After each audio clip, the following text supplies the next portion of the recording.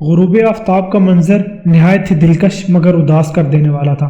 ڈوبتے ہوئے سورج کی کرنیں ساحلی علاقوں سے ٹکرا کر ماحول کو بوجھل اور سوگوار بنا رہی تھی۔ ایسی ہی ایک اداس شام میں اپنی ڈیوٹی کرنے کے لیے نکلا۔ میرا نام کولن پرنگل ہے اور میں Scotland Yard murder squad کا حصہ ہوں۔ مجھے اپنے کام کے حوالے سے رہا ہوں کہ الفاظ اس لیے استعمال کر رہا ہوں کہ مجھے بھاگ دوڑ اور مارا ماری کے مشن میں استعمال نہیں کیا جاتا، بلکہ میری ڈیوٹی بنسبت آسان کاموں میں لگا دی جاتی ہے، اور اس کا سبب یہ ہے کہ میری ریٹائرمنٹ کا وقت بہت قریب آ چکا ہے۔ میں کچھ سال نہیں بلکہ چند ماہ میں سبکدوش ہونے والا ہوں۔ ایسے میں جب میں سر شام مچھیروں کو اپنے جال سمیٹ کر گھر کی طرف جاتا دیکھتا ہوں تو ایک عجیب سا احساس ہوتا ہے، اور اس احساس میں ایک بے نام سی فرحت چھپی ہوتی ہے۔ میں خود کو مخاطب کرتے ہوئے کہتا ہوں، کانسٹیبل پرنگل، اب تمہارے بھی آرام کا وقت آ گیا ہے۔ اسکاٹ لینڈ یارڈ کی اس طویل اور تھکا دینے والی جاب نے تمہیں کبھی اپنے بارے میں سوچنے کا موقع ہی نہیں دیا۔ بس چند ہفتوں کی بات ہے، پھر تمہارے پاس فرصت کی کمی نہیں ہوگی۔ تم جی بھر کر اپنے ارمان پورے کرنا۔ میں انہی خیالات کے ساتھ تیار ہو کر اپنے فرائض کی انجام دہی کے لیے نکل پڑا۔ ان دنوں ڈپارٹمنٹ مجھ سے پیٹرولنگ کا کام لے رہا تھا۔ میرے ڈیوٹی کا علاقہ تھا نارتھمپٹن اسکوائر۔ میں نارتھمپٹن اسکوائر سے 2 بلاک کے فاصلے پر تھا کہ ایک لڑکی اچانک میرے سامنے آ گئی۔ وہ نارنجی اینٹوں والی ایک بلڈنگ کے سائے سے نمودار ہوئی تھی۔ مذکورہ عمارت کی کھڑکیوں میں اندھے شیشے نصب تھے۔ کانسٹیبل، خدا کا شکر ہے تم آ گئے، وہ مجھ سے مخاطب ہو کر اضطراری لہجے میں بولی۔ میں نے ایک لڑکے کے لیے تمہیں بلانے کو بھیجا تھا، لیکن پتہ نہیں وہ کہاں رہ گیا۔ میں نے تو کسی لڑکے کو نہیں دیکھا، میں نے صاف کوئی کا مظاہرہ کرتے ہوئے کہا۔ ہو سکتا ہے وہ کسی اور طرف نکل گیا ہو۔ وہ پریشان حال لڑکی جوان تھی۔ میں نے اس کی عمر کا تخمینہ 20 کے قریب لگایا تھا۔ اس کی شکل و صورت عام سی تھی۔ سامنے کے اوپر والے 2 دانت دوسرے دانتوں کی بنسبت تھوڑے اٹھے ہوئے تھے، جو اس کے ہونٹوں کو مناسب انداز میں بند نہیں ہونے دے رہے تھے۔ مجھے اس کے چہرے پر سفیدی اور آنکھوں میں یہ پستہ ویرانی دکھائی دی۔ ایسا محسوس ہوتا تھا وہ نارنجی عمارت کے سائے سے نہیں کسی قبر سے اٹھ کر آئی ہو۔ میں نے چند لمحوں میں اس کا تفصیلی جائزہ لے لیا، پھر اس کی گھبراہٹ بھری آواز میری سماعت سے ٹکرائی۔ میرے پیچھے آؤ۔ مجھے اپنی ڈیوٹی پر پہنچنا تھا اور وہ لڑکی مجھے اپنے ساتھ کہیں لے جانا چاہتی تھی۔ وہ میرا جواب سنے بغیر نارنجی اینٹوں والی عمارت کی سمت چل پڑی۔ میں اس لڑکی کا نام جانتا تھا، نہ ہی مجھے یہ معلوم تھا کہ اس کا مسئلہ کیا ہے۔ اگر میں اپنی ڈیوٹی سے لیٹ ہو جاتا تو سارجنٹ کیٹ نے میری کھنچائی کرنا تھی۔ اس لڑکی کی بیچارگی کے پیش نظر میں اپنے مسئلے کو بھول کر اس کے پیچھے چل پڑا۔ ہم آگے پیچھے چلتے ہوئے نارنجی بلڈنگ کے اندر داخل ہو گئے۔ ہال وے کی دیواروں پر گیس لائٹس روشن تھی۔ وہ ماحول کو اجالے کے ساتھ ہی وہاں کی فضا کو خوشگوار حرارت بھی بخش رہی تھی۔ وہ ایک رہائشی عمارت تھی، نہ زیادہ پرانی نہ زیادہ نئی۔ ہال وے کی دیواروں پر تازہ رنگ کیا گیا تھا، جس کی مخصوص بو محسوس ہو رہی تھی۔ وہ لڑکی اپنے مطلوبہ دروازے کے سامنے جا کر رک گئی۔ لامحالہ مجھے بھی رکنا پڑا۔ میں اسے پریشان دیکھ کر اس کی مدد کرنے تو چلا آیا تھا، لیکن میرا ذہن مسلسل نارتھمپٹن اسکوائر کے بارے میں ہی سوچ رہا تھا، جہاں رات بھر مجھے معمول کا گشت کرنا تھا۔ دروازے پر دستک دینے سے پہلے اس نے مجھے سوالیہ نظر سے دیکھا۔ مجھے اس کی آنکھوں میں موت کا سکوت اور کسی ویران کھنڈر کا سناٹا محسوس ہوا۔ گیس لائٹ کی روشنی میں وہ اور وہاں کا ماحول ہاسا ڈرامنا دکھائی دے رہا تھا، جیسا کہ ہارر موویز میں دیکھنے کو ملتا ہے۔ دستک کے جواب میں جب دروازہ کھلا، وہاں مجھے ایک پستہ قامت بوڑھا کھڑا نظر آیا۔ اس کے بال لمبے تھے اور چہرے پر چشمہ بھی نظر آ رہا تھا، جو آنکھوں پر ہونے کی بجائے اس کی ناک میں لگا ہوا ہوتا۔ اس نے اپنے دراز زلفوں کی لٹوں کو کانوں کے پیچھے سنبھال کر رکھا ہوا تھا۔ وہ شخص ہاسا شوقین مزاج نظر آتا تھا۔ استری شدہ صاف ستھرے ٹراؤزر پر اس نے سرخ رنگ کی جیکٹ پہن رکھی تھی۔ ایسا لگتا تھا وہ جیکٹ اس نے ابھی ڈبے سے نکال کر زیبتن کی ہو۔ وہ شخص یک ٹک اس لڑکی کو دیکھ رہا تھا اور لڑکی کی نظر مجھ پر جمی ہوئی تھی، جبکہ میں اوپر دیکھ رہا تھا جہاں چھت پر مجھے کچھ بھی اہم نظر نہیں آ رہا تھا۔ چل لمحے اسی طرح متذبذب خاموشی میں گزر گئے۔ بلاخر مجھے لب کشائی کرنا پڑی۔ کیا یہاں کوئی مسئلہ چل رہا ہے؟ میں نے لڑکی کے چہرے پر نگاہ جما کر استفسار کیا۔ لڑکی کی بجائے بوڑھے نے سپاٹ آواز میں جواب دیا، نہیں تو ہاں ہے مسئلہ، بہت بڑا مسئلہ۔ لڑکی نے ایک لفظ پر دباؤ ڈالتے ہوئے مجھے بتایا، یہ میرا باپ ہے اور یہ مجھے گھر کے اندر داخل ہونے کی اجازت نہیں دے رہا۔ میرا نام پرنگل ہے، کولن پرنگل۔ میں نے اس لڑکی کے سمارٹ بڈھے باپ کی طرف دیکھتے ہوئے تعارف کراتے ہوئے خوشگوار لہجے میں بولا۔ مجھے پیٹی کہتے ہیں، بوڑھے نے زیر لب مسکرا کر بتایا۔ لڑکی نے اپنے تعارف کے حوالے سے یہی بتایا کہ وہ پیٹی کی بیٹی ہے۔ میں ابھی تک اس لڑکی کے نام سے ناواقف تھا۔ میں نے اس سے پوچھا، مس کیا آپ بھی اسی گھر میں رہتی ہوں؟ میں اپنے شوہر کے گھر رہتی ہوں، اس نے جواب دیا، جو اسی اسکوائر کی دوسری جانب واقع ہے۔ اوہ تو یہ بات ہے، میں نے متاسفانہ انداز میں کہا۔ میں سمجھتا ہوں تمہارا باپ اس لیے گھر کے اندر آنے کی اجازت نہیں دے رہا کہ اب تم یہاں کی باسی نہیں رہی ہو۔ میں نے کافی دنوں سے اپنی ماں کو نہیں دیکھا، مجھے ماں کی یاد آ رہی ہے، وہ لڑکی ضدی لہجے میں بولی، اسی لیے میں گھر کے اندر جانا چاہتی ہوں۔ تم میری بات تو سمجھ رہے ہو نا کانسٹیبل پرنگل؟ ہاں میں تمہارے جذبات سمجھ سکتا ہوں، میں نے سر کو اسباتی حرکت دیتے ہوئے کہا۔ ہو سکتا ہے تمہاری ماں تم سے ملنے تمہارے شوہر کے گھر آ جائے۔ اپنی بات کے اختتام پر میں بوڑھے پیٹی کی طرف دیکھتے ہوئے دھیرے سے مسکرایا۔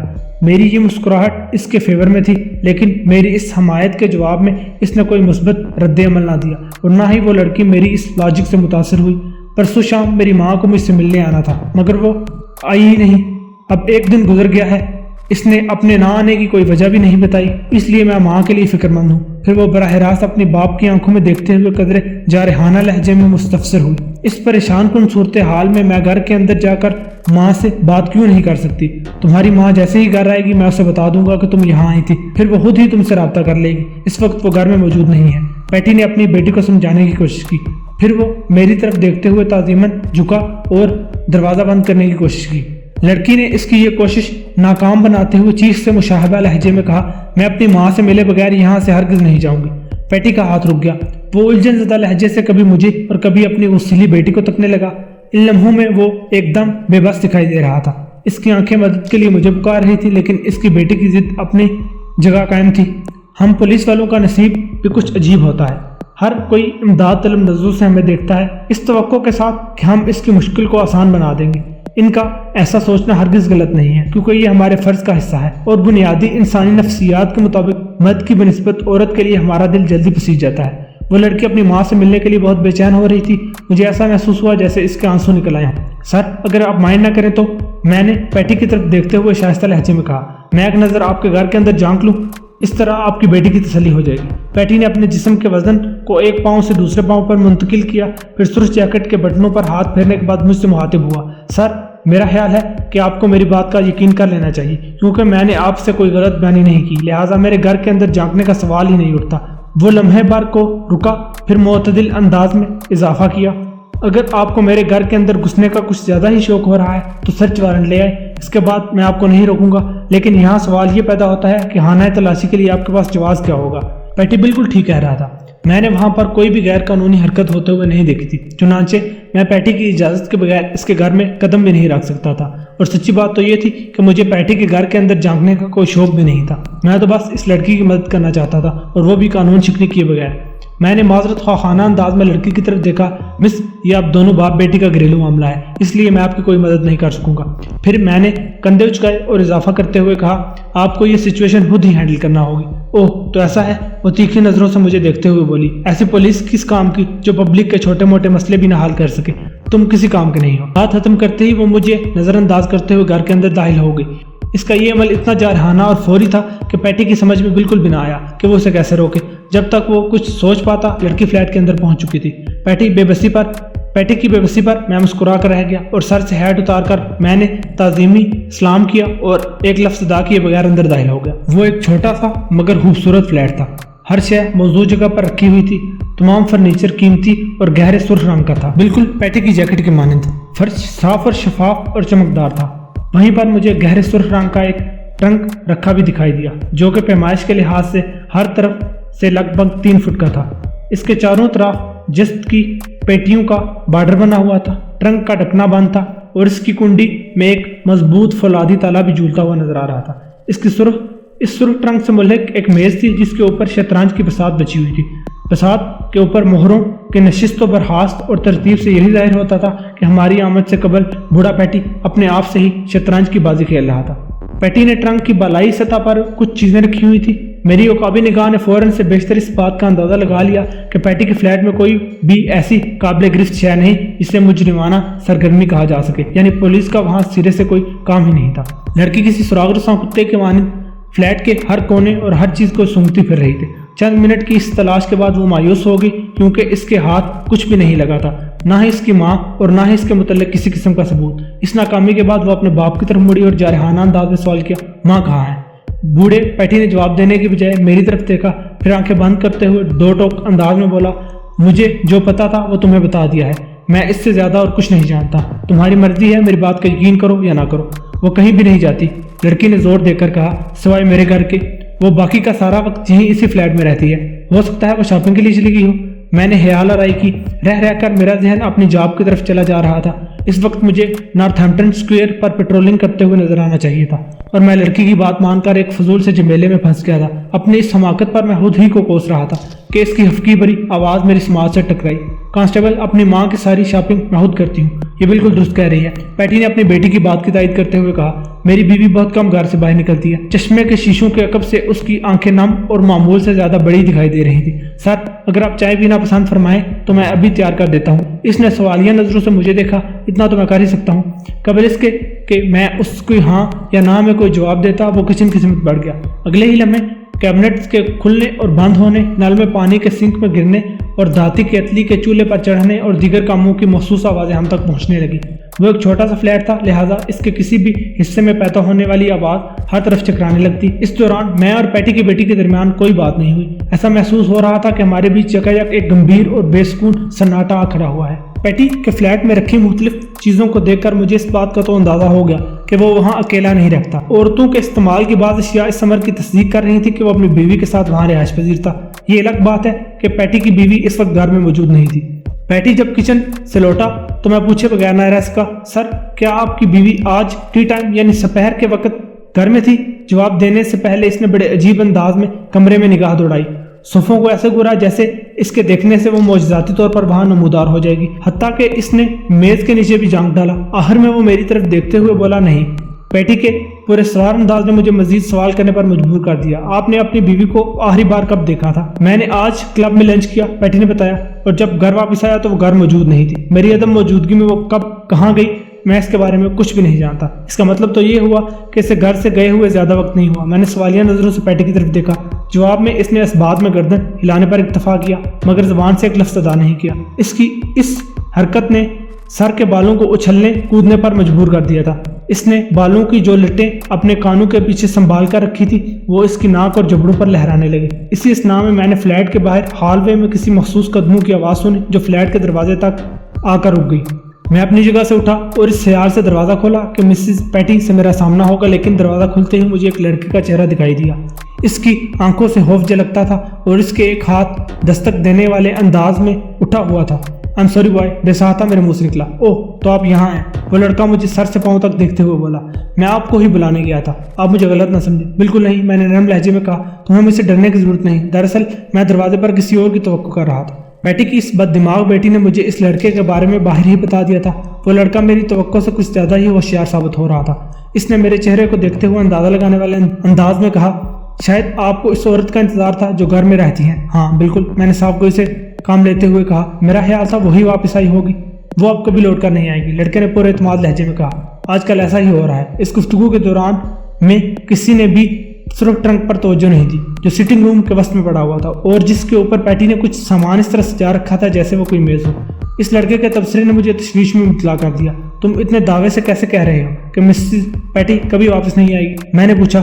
وہ سادگی سے بولا، کیونکہ اس اسکوائر میں یک کے بعد دیگرے خواتین غائب ہو رہی ہیں۔ کیا اس علاقے سے اور خواتین بھی لاپتہ ہوئی ہیں؟ بے ساختہ میرے منہ سے نکلا۔ مجھ سے پہلے کانسٹیبل پیٹلی کی یہاں ڈیوٹی تھی۔ جب میں نے اسے ریلیف دیا تو اس نے مجھ سے اس نوعیت کی کوئی بات نہیں کی۔ مسز بینسن بھی غائب ہیں، لڑکے نے بتایا۔ کون مسز بینسن؟ میں نے سرسراتی ہوئی آواز میں پوچھا۔ مسز بینسن اس اسکوائر کے کنارے پہ رہتی ہیں، لڑکے نے بتایا۔ پھر مجھ سے پوچھا، آپ کب سے علاقے میں گشت پر ہو؟ مجھے حیرت ہو رہی ہے کہ آپ اس اسکوائر کے باسیوں سے واقف ہی نہیں۔ قبل اس کے کہ میں اس اسمارٹ لڑکے کے جواب میں کچھ کہتا، پیٹی کی بیٹی ہماری بات چیت میں کود پڑی۔ مسز بینسن اور میری ماں میں گہری دوستی ہے۔ اوہ، تو پھر اس میں تشویش یا اصرار والی کوئی بات نہیں، میں نے گہری سانس خارج کرتے ہوئے کہا۔ این ممکن ہے کہ دونوں ایک ساتھ کہیں گئی ہوں اور اپنے بارے میں کسی کو نہ بتایا ہو یا انہیں یاد نہ رہا ہو۔ بالکل ایسا ہو سکتا ہے، بوڑھا پیٹی جلدی سے بولا۔ پھر اس نے میری طرف دیکھتے ہوئے اضافہ کیا، سر آپ نے بڑی منطقی اور معقول وضاحت کی۔ میں نے تشکرانہ نظر سے پیٹی کو دیکھا اور ہاتھ میں پکڑے ہوئے ہیڈ کو سر پر سجا لیا۔ میرے خیال میں اب یہاں رکنے کی ضرورت باقی نہیں رہی۔ میں نے رسانیت بھرے لہجے میں کہا، مجھے جانا چاہیے، میری ڈیوٹی مجھے پکار رہی ہے۔ ہاں، تمہارا جانا تو بنتا ہے، لڑکی نے تنزیہ انداز میں مجھے گھورتے ہوئے کہا۔ تم نے یہاں آ کر اتنا بڑا کارنامہ انجام دے دیا ہے کہ تمہیں کل ہی کانسٹیبل کے عہدے سے ترقی دے کر انسپیکٹر بنا دیا جائے گا، ہے نا؟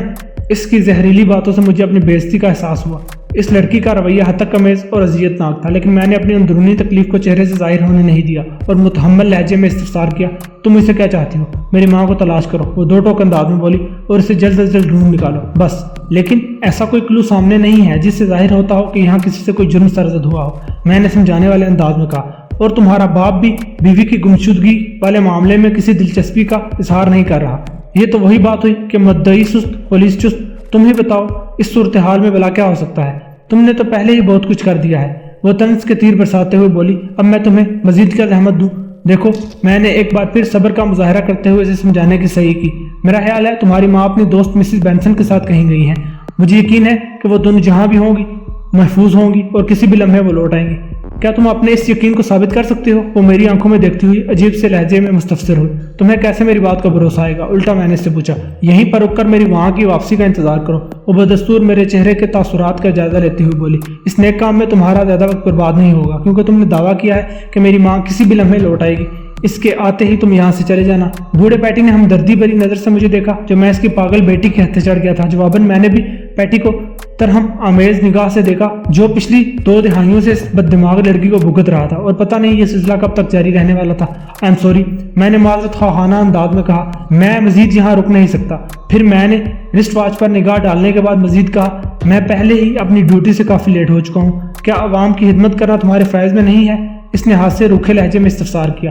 میں نے اس کی بدتمیزی کو ایک دفعہ پھر نظر انداز کیا، کیونکہ وہ سارجنٹ کیٹ کی سخت گیری سے واقف نہیں تھی، جو اس سے زیادہ بد دماغ اور آتش مزاج تھا۔ میری ڈیوٹی اس وقت شروع ہو گئی تھی جب میں نے پولیس یونیفارم کو اپنے بدن پر سجایا تھا۔ میں نے واگشاف انداز میں کہا، میرا ضمیر مطمئن ہے کہ میں نے اپنے فرائض کی انجام دہی میں کبھی کوئی کوتاہی نہیں برتی۔ وہ کمرے کے وسط میں رکھے ہوئے سرخ رنگ والے ٹرنک کی جانب اشارہ کرتے ہوئے تحکمانہ انداز میں بولی، اس کو کھولو۔ آئی ایم سوری، میں نے معتدل انداز میں کہا، تمہارے باپ کی اجازت کے بغیر میں ایسا نہیں کر سکتا۔ یہ سرخ باکس، وہ مذکورہ ٹرنک کی طرف انگلی اٹھاتے ہوئے بولی، جب میں پچھلی مرتبہ اس گھر میں آئی تو یہ یہاں موجود نہیں تھا۔ تم اس باکس کو کھولو، میں دیکھنا چاہتی ہوں کہ اس کے اندر کیا ہے۔ یہ باکس میری جیکٹ سے بہت میچ کرتا ہے، بوڑھا پیٹی گلا صاف کرتے ہوئے بولا۔ میں نے اسے فرنیچر کے ایک اسٹور پر دیکھا، یہ مجھے بہت پسند آیا، اس جیکٹ کی طرح۔ اس نے لمحاتی توقف کے بعد اپنی سرخ جیکٹ پر ہاتھ پھیرا، پھر اپنی بات مکمل کرتے ہوئے بولا، بس پہلی ہی نظر میں یہ مجھے پسند آ گیا اور میں اسے خرید کر اپنے گھر میں لے آیا۔ کیا سرخ رنگ کا ٹینک خریدنا جرائم کے زمرے میں آتا ہے؟ میری ماں اس قسم کی فضول چیزوں کو اپنے گھر میں برداشت نہیں کرتی تھی۔ لڑکی نے سرخ ٹرنک کی سمت اشارہ کرتے ہوئے بیزاری سے کہا، اگر وہ یہاں ہوتی تو میرے باپ کو یہ باکس گھر میں لانے کی اجازت نہ دیتی، کبھی بھی نہیں۔ کیا مطلب ہے تمہارا؟ میں نے ٹٹولنے والے انداز میں پوچھا۔ کیا تم سمجھتی ہو کہ تمہارے باپ نے اس ٹرنک کے اندر کچھ چھپایا ہوا ہے؟ اس نے میرے سوال کا جواب نہیں دیا اور متذبذب نظروں سے دوسری طرف دیکھنے لگی۔ یہ سمجھتی ہے اس کی بوڑھی ماں اس سرخ باکس کے اندر ہے۔ تھوڑے فاصلے پر کھڑے ہوئے لڑکے نے لقمہ دیا۔ میں پیٹی کے گھر میں اس کی بیٹی کے ساتھ باتوں میں اتنا محو گفتگو تھا کہ مجھے یاد ہی نہیں رہا کہ وہ لڑکا بھی یہاں موجود ہے۔ اس لڑکے نے بڑی سادگی کے ساتھ ایک بہت بڑی اور حیثیت تناک بات کہہ دی تھی، جس سے یہی ظاہر ہوتا تھا کہ وہ اس لڑکی کے بہت قریب ہے۔ میں نے لڑکے کے انکشاف پر کوئی تبصرہ نہیں کیا اور جواب طلب نظروں سے بوڑھے پیٹی کو دیکھنے لگا۔ وہ وضاحتی انداز میں بولا، اس باکس ٹرنک کے اندر کچھ بھی نہیں ہے، میں تو بس اسے ایک میز کی حیثیت سے استعمال کر رہا ہوں۔ ہم سب اس لڑکی کو دیکھ رہے تھے، خصوصاً پیٹی مجھے خاصا پریشان دکھائی دے رہا تھا۔ وہ لڑکی اس کی کسی وضاحت کو ماننے کو تیار نہیں تھی۔ پیٹی کی بات کے دوران میں وہ مسلسل نفی میں گردن ہلاتی رہی۔ جیسے ہی وہ خاموش ہوا، لڑکی بڑے جوش سے آگے بڑھی اور سرخ باغ کے نزدیک پہنچ گئی۔ اس نے باکس کے ڈھکنے کو ٹھونک بجا کر دیکھا تو اس کی کنڈی میں جھولتے ہوئے فولادی تالے کو پوری قوت کے ساتھ دائیں بائیں جلایا۔ اس عمل کے دوران تالا کھل گیا۔ لڑکی کے سینے سے فاتحانہ سانس خارج ہوئی اور اگلے ہی لمحے اس نے یہ پرواہ کیے بغیر کہ سرخ ٹرنک کی بالائی سطح پر اس کے باپ نے کچھ سامان رکھا ہوا ہے، ٹرنک کا ڈھکنا ایک جھٹکے سے کھول ڈالا۔ ٹرنک کے ڈھکنے پر رکھی ہوئی مختلف چیزیں ادھر ادھر جا گری۔ لڑکی نے ٹرنک کے اندر نگاہ دوڑائی۔ میں نے بھی اس ٹرنک کے اندر جھانکنا ضروری جانا، لیکن اس کی اندرونی دیوار پر مجھے ایک طویل خروش دکھائی دی۔ ایسا محسوس ہو رہا تھا جیسے کسی نے چابی کی نوک یا کسی ناخن کی مدد سے لمبائی کے روپ باکس کی پینٹ کو کھرچ ڈالا ہو۔ اسی لمحے کچن کی جانب سے داتی کیتلی کی سیٹی کی آواز سنائی دی۔ یہ چائے کے تیار ہونے کا اعلان تھا۔ بوڑھے پیٹی کے چہرے پر اطمینان جھلکنے لگا۔ موجودہ صورتحال نے اسے کشیدہ اعصاب کر رکھا تھا۔ وہ اپنی ضدی بیٹی کی حرکتوں سے عاجز دکھائی دینے لگا۔ سیٹی کی آواز نے اسے راہ فرار دکھائی اور وہ ایک لفظ ادا کیے بغیر کچن میں چلا گیا۔ اگر میرا شوہر مجھے یہ سب کرتا دیکھ لے تو اسے بہت برا لگے گا۔ پیٹی کے جاتے ہی لڑکی نے میری طرف دیکھتے ہوئے معذرت خواہانہ انداز میں کہا، لیکن میں کیا کروں، میں اپنی ماں کے لیے بہت فکر مند ہوں، پریشان ہونے کی ضرورت نہیں۔ میں نے تسلی بھرے لہجے میں کہا، انسان کو غلط فہمی ہو جاتی ہے، تمہیں اپنے باپ پر شک نہیں کرنا چاہیے تھا۔ تم نے خود اپنی آنکھوں سے دیکھ لیا کہ فلیٹ میں کہیں بھی ایسے آثار موجود نہیں ہیں جنہیں دیکھ کر یہ کہا جائے کہ یہاں کوئی مجرمانہ کام ہوا ہے۔ مجھے امید ہے تمہاری ماں جلد ہی لوٹ آئے گی۔ تمہیں اپنے ذہن کو شانت اور ٹھنڈا رکھنا ہے۔ کیا تم سچ کہہ رہے ہو؟ اس نے مجھے بے یقینی سے دیکھا۔ ہاں، میں تمہارے باپ کو اس سلسلے میں قصوروار نہیں سمجھتا، میں نے معتدل انداز میں کہا۔ تمہاری ماں کے غیاب میں اس کا ہاتھ نظر نہیں آتا، لہٰذا میں نہیں سمجھتا کہ مسٹر پیٹی کی مزید تلاش میں ہم اس کے گھر کے فرنیچر کو کھول ڈالیں۔ میری بات کے جواب میں وہ کچھ بولنے کی بجائے اپنے آگے کو بڑے ہوئے دانت سے زیریں لب کا کباڑا کرنے لگی۔ اس کے چہرے پر تاثرات سے یہی لگتا تھا کہ وہ ان لمحات میں تذبذب کا شکار ہے۔ میرا خیال ہے کہ اب مجھے چلنا چاہیے۔ لڑکے کی آواز میری سماعت سے ٹکرائی۔ میں اس لڑکی اور اس کے بوڑھے باپ سے بات کرتے ہوئے لڑکے کو بالکل بھول بیٹھا تھا۔ میں نے پلٹ کر اس کی طرف دیکھا اور کہا، رک جاؤ، میں بھی جا رہا ہوں۔ اس وقت پیٹی ایک ٹرے اٹھائے سٹنگ روم میں داخل ہوا۔ ٹرے میں چاندی کی ایک چائے دانی اور 3 کپ پرچ کے ساتھ رکھے ہوئے تھے۔ کپ پرچ کی تعداد دیکھ کر مجھے یہ سمجھنے میں دقت محسوس نہیں ہوئی کہ میری طرح پیٹی بھی اس لڑکے کو بھول گیا۔ پیٹی نے میری طرف دیکھتے ہوئے کہا، سر آپ چائے پیے بغیر نہیں جا سکتے۔ بہت شکریہ، میں نے کہا، میں پہلے ہی آپ کا بہت زیادہ وقت لے چکا ہوں، مزید یہاں رکنا میری جاب پر اثر انداز ہو سکتا ہے، لہٰذا مجھے چائے پیے بغیر یہاں سے جانا ہوگا۔ میں اٹھ کھڑا ہوا اور لڑکی کی طرف دیکھتے ہوئے کہا، اگر تمہیں کوئی اعتراض نہ ہو تو میں تمہیں تمہارے گھر پہنچا دوں۔ نو تھینکس، اس کی ضرورت نہیں، وہ نفی میں گردن ہلاتے ہوئے بولی۔ میں اس وقت تک یہیں رکوں گی جب تک میری ماں واپس نہیں آ جاتی۔ کیا واقعی؟ بوڑھے پیٹی نے حیرت بھرے لہجے میں اپنی بیٹی سے سوال کیا۔ تم یہاں رکنے کا فیصلہ کر چکی ہو؟ لڑکی نے جواب دیا، ہاں۔ لڑکی نے اپنے باپ کو ایسے دیکھا جیسے بزمانے خاموشی کہہ رہی ہو کہ انہیں جانے دیں، ہم خود ہی آپس میں نمٹ لیں گے۔ میں نے اس بدلتی ہوئی حوصلہ افزا اور اطمینان بخش صورتحال کے پیش نظر انہیں ان کے حال پر چھوڑا اور لڑکے کے ساتھ باہر نکلا ہے۔ ہم دونوں پہلو پہ پہلو چلتے ہوئے بلڈنگ سے باہر آئے تو میں نے اس سے پوچھا، بچے تمہارا نام کیا ہے؟ اس لڑکے نے بھی ابھی تک گفتگو کم کی تھی، لیکن جب بھی وہ بولا اس کے لہجے میں اعتماد نے مجھے متاثر کیا۔ ایمبر سر، اس نے بتایا۔ ایمبر، اگر یہ سب تمہارے ساتھ پیش آتا تو؟ میں نے اسے مخاطب کرتے ہوئے کہا، تو میرا خیال ہے کہ تم یہاں رکنے کی بجائے اس لیڈی کو تلاش کرنے کے لیے اس کے قریبی دوستوں سے جا کر ملتے اور اس کے بارے میں پوچھتے اور کل صبح دوبارہ یہاں آ کر بھی دیکھ لیتے۔ مگر یہ لڑکی تو عجیب اور سمجھ میں نہ آنے والی ہے، خاص طور پر اپنے باپ کے ساتھ اس طرح کا رویہ بہت ہی نامناسب ہے۔ تم اس کے بارے میں کیا کہو گے؟ میں اسے کافی عرصے سے جانتا ہوں، وہ گہری سنجیدگی سے بولا۔ کچھ عرصے پہلے یہ بالکل نارمل ہوا کرتی تھی، شوہر کی موت کے بعد اس کا یہ حال ہوا ہے، ہر شے کے بارے میں الٹے سیدھے انداز میں سوچنے لگتی ہے۔ ایمبر نے جواب دیا۔ ایمبر کے جواب سے میرے دماغ کو ایک جھٹکا سا لگا۔ میں نے بے ساختہ پوچھ لیا، کیا اس پگلوٹ کے شوہر کا انتقال ہو چکا ہے؟ ہاں، اس نے اس بات میں جواب دیا، یہ لگ بھگ 6 ماہ پہلے کا واقعہ ہے۔ اس سانحے کے بعد یہ سنکی، چڑچڑی اور عجیب سی ہو گئی ہے، ہر کسی پر شک کرنا اس کی عادت میں شامل ہے۔ بات کے اختتام پر اس نے بے پرواہی سے کندھے اچکائے۔ ایمبر کی عمر 12 اور 15 سال کے درمیان ہوگی، لیکن وہ اپنے انداز اور بات چیت سے ایک 25-30 سالہ پختہ عمر کا شخص معلوم ہوتا تھا۔ میں نے مڑ کر اپنے عقب میں نگاہ ڈالی۔ یہ میرا ایک غیر ارادی عمل تھا، شاید میرے ذہن کے کسی گوشے میں یہ خیال جاگزیں تھا کہ وہ لڑکی مجھے جاتے ہوئے دیکھ رہی ہوگی، لیکن میری یہ سوچ وہم ثابت ہوئی۔ پرنگل، میں نے اپنی سوچ کو خود سے مخاطب کیا، اول تو تم نے اس لڑکی کے لیے کچھ ایسا کیا نہیں کہ وہ تمہیں پلٹ کر تشکرانہ نظر سے دیکھے۔ دوم، اس وقت تم بلڈنگ سے باہر آ چکی ہو اور یہاں سے مسٹر پیٹی کے گھر کا دروازہ واقعتاً نظر نہیں آتا۔ ان فضول خیالات کو جھٹک کر تمہیں اپنے کام پر توجہ دینی چاہیے۔ ذہن کا یہ مشورہ میرے دل کو لگا اور میں نارتھ ہیمپٹن اسکوائر کی طرف بڑھنے لگا۔